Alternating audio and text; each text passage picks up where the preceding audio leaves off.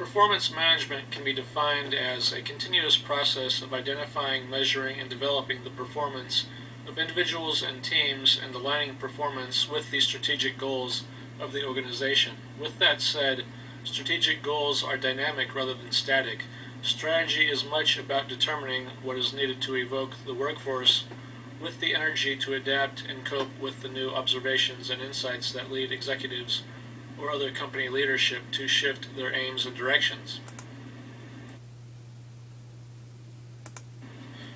While your new position as a manager will be a complicated relationship-driven position, the discipline of performance management will require that you have an adequate comprehension of some fundamental building blocks and terminologies. The clear goal in each performance management scenario is either to simplify or enhance a company-grown performance appraisal system for internal correspondence. Emphasis will be on testing, note-taking, and discovery-based fine-tuning during implementation stages. This implies that any original measuring or appraisal systems that you put into play ought to be modifiable and adaptive to begin with. Emphasis will be on the identification of key value drivers and obstacles to advantage sustainability, as well as the potential ways to surpass or override them. Performance management should be recognized from three distinctly separate levels: the strategic level, the operational level, and the individual level. These three levels are recognized in relation to the presently evolving patterns in the industry, as well as the challenges of interlinking these levels for the most proper governance of performance management in our company. While control-based leadership may be necessary from time to time in your role, agile or systems thinking-based performance management is what the company leans towards. Generally speaking, behavior can be measured in terms of how well one adapts, evolves, and fits into the unique visions, missions, management, and leadership styles of the original entrepreneurs, founders, or executives of the system he or she is a part of.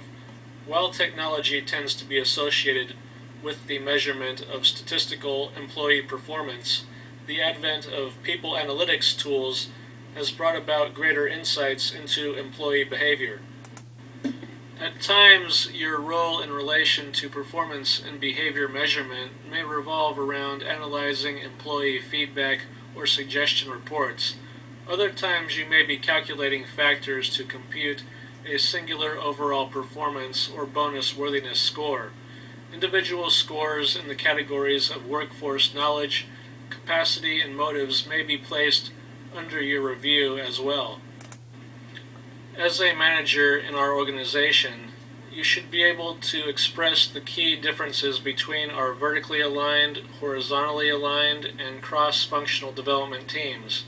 Within vertically aligned development teams, employees are able to exchange ideas through a two-way flow of communication that is directly interlinked with company strategies.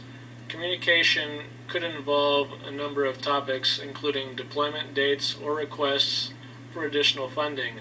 These teams will work to establish maximum efficiency and exhibit more control and leverage, as they will rarely work or collaborate with teams external to their standard physical offices.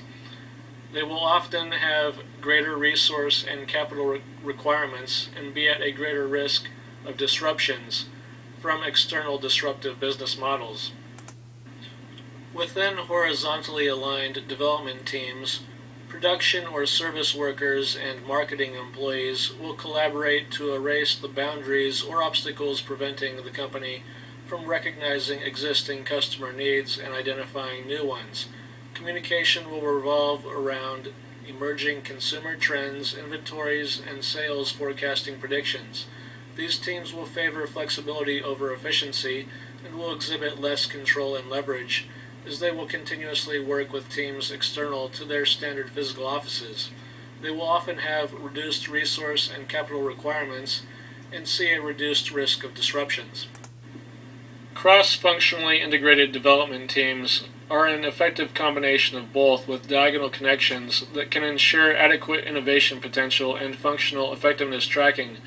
Many times, cross-functionality will lead to improved interlinkings between service or production processes and technological advancements, as well as improved discussion of value-expanding theories.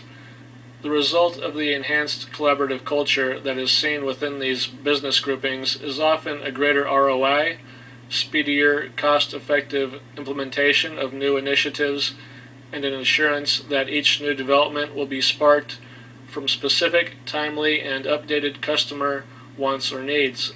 The coordination of actions across an organization has also been shown to decrease the odds of lower-level workers producing errors.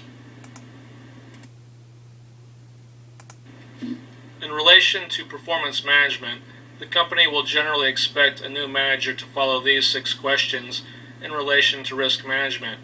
What are we trying to do? What might affect us? Which factors are most important? What should we do about it? Did our actions work? What has changed since our last actions? Recognizing, labeling, and incorporating key risk indicators and KPIs into our decision optimization processes should help to cautiously guide our company as it moves ahead with each selected strategic risk or maneuver. Likewise, each employee and manager involved in strategic decision-making should keep in mind that real risk management is not simply about reducing a company's odds of being exposed to risks. It's also simultaneously about finding techniques to exploit risks in the market or industry environment to gain a competitive advantage over the company rivals. In relation to performance management, the company will generally expect a new manager to recognize how our standard dashboards, scorecards, and strategy maps are used, as well as how new replacements might be designed. While dashboards and scorecards gain much attention, their similarities and contrasts are often misunderstood. The primary usage of dashboards is for performance monitoring. Performance dashboards are comparable to an automobile dashboard that displays performance in the form of real-time alerts, exceptions, feeds, and reports. The data involved is based on events reporting, metrics, and performance indicators with short-term usefulness, and is system-linked. It's vital to keep in mind that the more KPIs there are within a scorecard, the more challenging it will be to interpret it.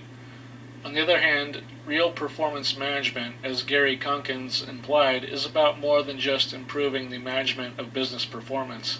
It's largely about finding ways to enhance and supercharge performance.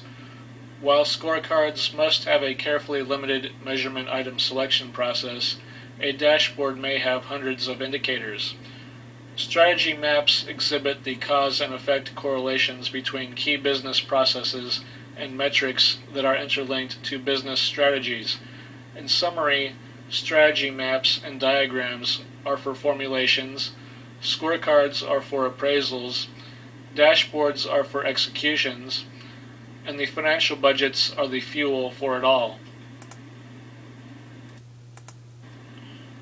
Porter's value chain is the strategic management tool that can help our leaders make determinations of which specific values mean the most to our company for the short or long term. This tool functions by dividing our company's tasks and efforts into strategic correlation categories. It allows us insight into the big picture of what drives our spending and funding requests, as well as sources of differentiation. This enables us to seize upon the proper perspective and make functional changes. We would like our managers to know the 4 primary steps. Step A, identify sub-activities for every primary activity, direct, indirect, and quality assurance. Step B, identify sub-activities for every support activity. Step C, identify links. Step D, look for opportunities to increase value. With these steps in mind, a manager can comprehend the value process and recognize how one event affects another. The concept of discovering links and correlations within sub-activities is vital to value chain management. The element of performance management that can be the most exciting for our managers is that of rewards and recognition. As many factors can be involved with the evaluation of compensations and benefits, the total reward model can serve the process well because it encompasses every possibility involved within its scope. This model is based upon two major components: total compensation, which generally has three branches, two for our independent contractors that receive no base pay, and non-financial rewards, which has one branch.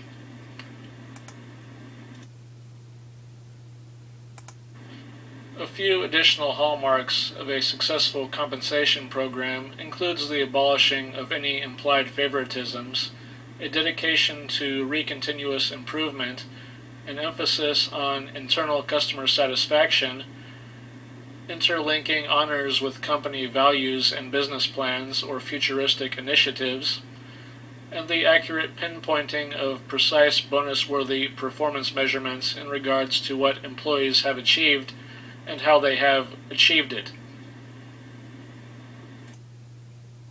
In relation to performance management, we hope that our company managers are constantly asking themselves the question, how well does our company culture encourage improving performance and exploiting risk for maximum competitive advantage?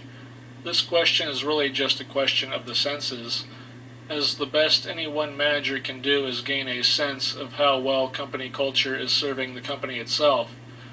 Michael Barrier's points about the exponential numbers of components affecting a company culture being far too many for one person to understand or control prove the amount of complexity that can be involved. Perhaps the top factor a sensible company culture should strive for is proactivity as opposed to reactivity. Employees of nearly every type of industry tend to find themselves stuck in some type of pattern structure or habit structure. The structure can be positive, negative, or in between, but either way, the structure will be a reflection of the leadership or the lack of it. As Stephen R. Covey proclaimed, efficient management without effective leadership is, as one individual has phrased it, like straightening deck chairs on the Titanic.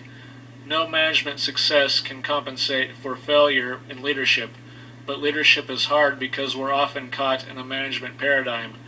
Having a proactive business culture with proactive leadership can prevent employees from developing the highly counterproductive habit of waiting to be told what to do.